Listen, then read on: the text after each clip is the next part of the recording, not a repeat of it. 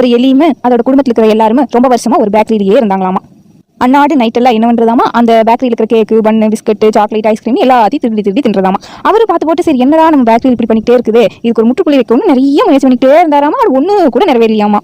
அப்புறம் இதுக்கு தொல்லையெல்லாம் தாங்க முடியும் பார்த்து போட்டு இந்த எலியோட விரோதியான பூனை கூட்டிட்டு வந்து அங்கே இறக்க வைக்கலான்னு ஒரு முடிவெடுத்து ஒரு பூனையும் கூட்டிட்டு வந்து அங்கேயே வளர்த்துறாராமா. அந்த பூனை அன்னாடு இந்த எலிகளோட அட்ராசிட்டி எல்லாம் பார்த்துட்டு அன்னாடு 2-3 பிடிச்சி நல்லா தின்னுட்டு கொழுக்கு இருந்ததாமா. இதை பார்த்து அந்த எலி கூட்டம் எல்லாம் என்னன்னே நம்ம கூட்டத்தில் ஆள் குறைச்சிட்டே வராங்க, என்ன பண்றது அப்படின்னு கேட்டுச்சோம். சரி உடுப்பா இன்னைக்கு ஒரு மீட்டிங் போட்டலாம் அப்படின்னு சொல்லி ஒரு மீட்டிங் ஏற்பாடு பண்ணி அந்த மீட்டிங்ல எல்லாம் உட்காந்து பேசினாங்களாம். அதுல இருந்து என்னப்பா நம்ம கூட்டம் இப்படி குறைஞ்சிட்டே போகுது, இப்படி போனா நம்ம பொழப்பு இப்படி பாக்குறது, சரி இதுக்கு ஒரு வழி சொல்லுங்க அப்படின்னு கேட்டுச்சாமா. கூட்டத்துல இருந்து தலைமை எலி இப்படியே போச்சுன்னா நம்ம எல்லாம் போய் முடிய வேண்டியதே, சரி என்கிட்ட ஒரு ஐடியா இருக்குது, யாருப்பா வரீங்க எக்ஸிக்யூட் பண்ணுவான்னு கூப்பிச்சாமா. நீங்க ஐடியா சொல்லுங்கண்ணா அப்படின்னு மத்த எலிகள். அதாவது என்னன்னா பூனை கழுத்துல நம்ம ஒரு மணியை கட்டி விட்டுட்டோம்னா எப்ப நம்ம பக்கம் வந்தாலும் சத்தத்தோடய வரும், நம்ம கண்டுபிடிச்சு தப்பிச்சுக்கலாம்சாமா. சரி யாருப்பா வரீங்கன்னு சொன்னாட்டி ஒரு எளிய வாய்வே சொல்லியாமா. எனக்குமே நம்ம ஒரு இடத்துல கஷ்டப்பட்டு சர்வே ஆகணும்னா நம்ம கஷ்டங்களை எல்லாம் தாங்கிட்டே ஆகணும், ஒரு சில முடிவுகளை எடுத்துட்டே ஆகணும் அப்படிங்கிறது இந்த விஷயம்.